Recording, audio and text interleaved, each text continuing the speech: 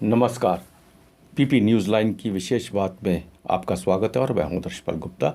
जैसा कि आप जानते हैं, विशेष बात में हमारे साथ ब्रिगेडियर अनिल गुप्ता जी जुड़े होते हैं। इससे पहले हम अनिल जी से बात करें, मैं एक बात आपसे शेयर करना चाहता हूं। आज जम्मू में एक हलवाई की दुकान को प्रशासन ने सील किया है, क्योंकि उसे दूध और दही बेचने की ही इजाज़त थी, लेकिन वो मिठाइयाँ भी बेच रहा था।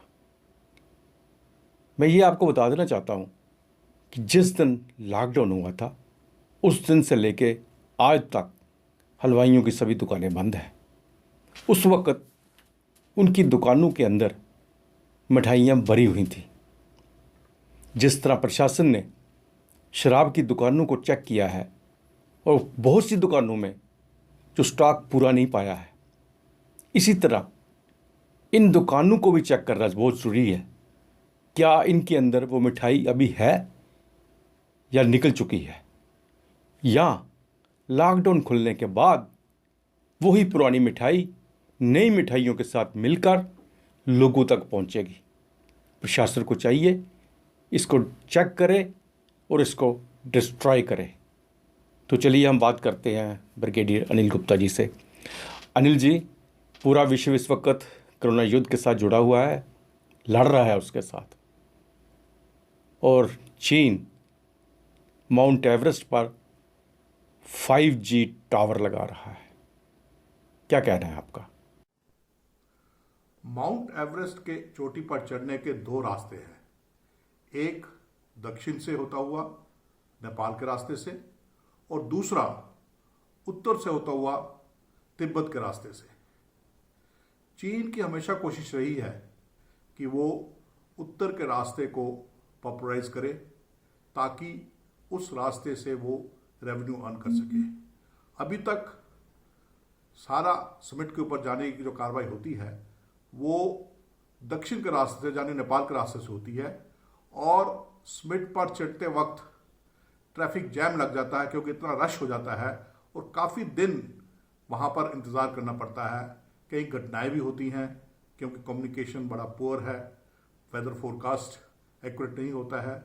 इसी को ठीक करते हुए चीन ने टेक्नोलॉजी का सहारा लेते हुए नॉर्दर्न रूट के ऊपर 5G नेटवर्क दिया है, जिससे कि कम्युनिकेशन आसान होगा, बेहतर होगा और अच्छी वेदर फोरकास्टिंग होगी, जिससे कि क्लाइंबर्स को समिट पर चढ़ने में आसानी होगी। ये चीन की तरफ से एक कोशिश है नॉर्दर्न रूट को माउंट कोमोलांगा, जो कि टिबेटन नाम है माउंट एवरेस्ट का, वहाँ की चोटी पे चढ़ने के लिए। माउंट एवरेस्ट पर 5G टावर लगाने से पहले चीन ये बता रहा था कि ये सारा उसी के अधिकार क्षेत्र में है।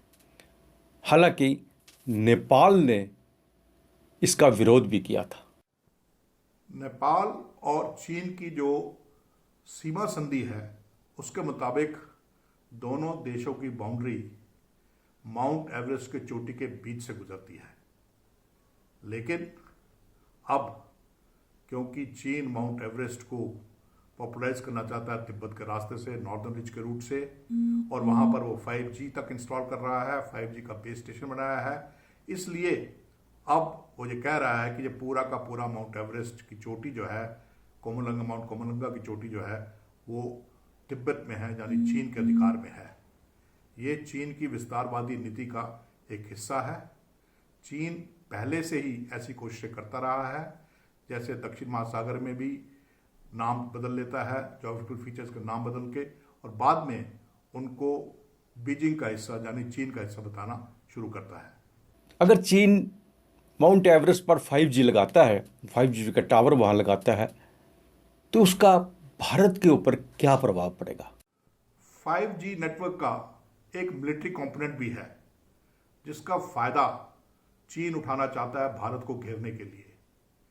5G नेटवर्क को 6,500 मीटर की ऊंचाई पर लगाकर चीन वहां से हिमालय के थ्रू बीमिंग करेगा, और टेक्नोलॉजी का फायदा उठाते हुए भारत, म्यांमार और बांग्लादेश के ऊपर स्नूपिंग करेगा, यानी जासूसी करेगा। ये भारत के लिए एक चिंता का विषय है, क्योंकि ये चीन की भारत को घेरने की नीति का एक और हिस्सा है। अनिल जी, इसी वार्ता को हम कल भी जारी रखेंगे। दर्शकों, आज की विशेष बात में बस इतना ही। कल फिर आपसे मुलाकात होगी। तब तक आप देखते रहिए पीपी न्यूज़ लाइन। नमस्कार।